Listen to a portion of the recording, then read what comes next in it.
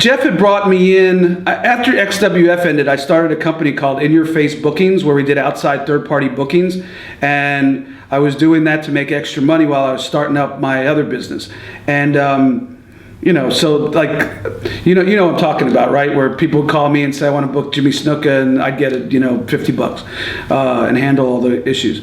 So Jeff had brought me over at one point because they were booking the TNA talent, out as third-party contractors and paying them a guarantee, and he wanted me to handle that for him.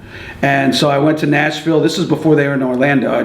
They flew me to Nashville. I met with him and Dixie and Bob Ryder, and they tried to set up an online website. I was too busy. My company started growing really quick, and I had to pull out. But me and Jeff had always been friends. So I had figured I'm done in wrestling. I got this company doing well, knock on wood. That's behind me. Jeff called me and said, we have a spot for a ring announcer. It may just be one show because Shane Douglas has been doing the backstage interview guy, and Shane is going to miss a couple of shows. Borash has been the ring announcer, but we're going to make Jeremy Borash into the backstage announcer, which he was much better at, by the way. Jeremy always has done a great job doing that.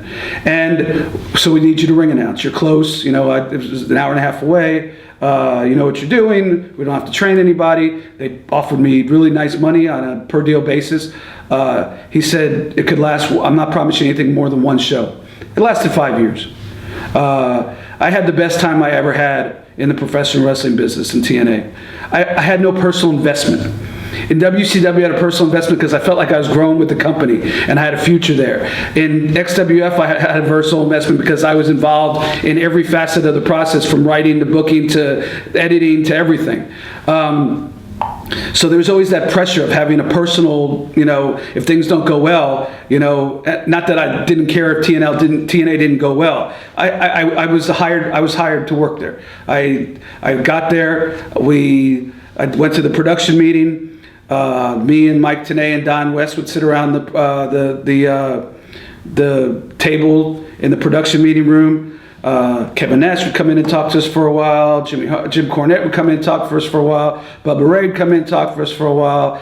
It would just be like, 4 or 5 hours of telling stories, just laughing for like 5 hours. Then I put on my tux, I went out, I did my stuff, I got paid well, went back to the hotel, had a few drinks with the guys, do it again. It was a great opportunity without the pressure of having a personal investment of, I didn't need the job, you know what I mean? If it only lasted 1 week, then that would have been great. And there's a difference of when you need something or when you're offered something as a side, something extra. And this was something extra. And it lasted 5 years, and I had a blast doing it. And, they certainly have had their ups and downs. I was there when Hulk came in and Eric came in, and they tried to go head-to-head, and lightning doesn't strike twice. But do you think that was their biggest mistake? They had to try it. It worked once, and they had to try it. In hindsight, it didn't have a shot, but you got it, because you keep saying, you keep saying, okay, if I only had Kurt Angle, we might be able to make something out of this. Then you get Kurt Angle. Well, if I only had Hulk Hogan, then we can make something out of this. Well, then Hulk Hogan comes, it gets a little bit. Well, if I only had Hulk Hogan and Ric Flair, and then if I only have Hulk Hogan, Ric Flair, RVD, Mr. Anderson would do. And it's working a little bit, but it's not all coming together like you planned. The ultimate is, if we could only go live head to head. That was sort of like the last chance of trying to really compete. I think they realized after that they were a secondary product. They were trying to become true competition. And I think after they went head to head and it didn't work out, I think that's when they realized, it's okay if you're profitable being a secondary product. WWE has grown so big now that nobody's going to be able to tackle them like WCW did for a while. But you run out of, if we only had fill in the blank, and they had to try it, and it didn't work. I still think if they were still on Spike TV and they didn't blow that deal, things would have been better. I don't know the ins and outs. I do know that they found out Vince Russo was secretly involved somehow, and it upset some of the people at Spike, and I think that's where it really kind of fell off. And I wish the new management the best. I know how it feels like to lose a job that pays for your family to pay their bills, but also that you love doing. So I never would wish anything bad on TNA or any other promotion. And Jeff's back involved with TNA. Yeah. From what I hear as a consultant, good for him. I'm glad Dutch is back. Dutch is a smart guy. I hope they can turn the place around. They got new management. I think if Dixie wasn't so obsessed with being a character, that they might have had something there.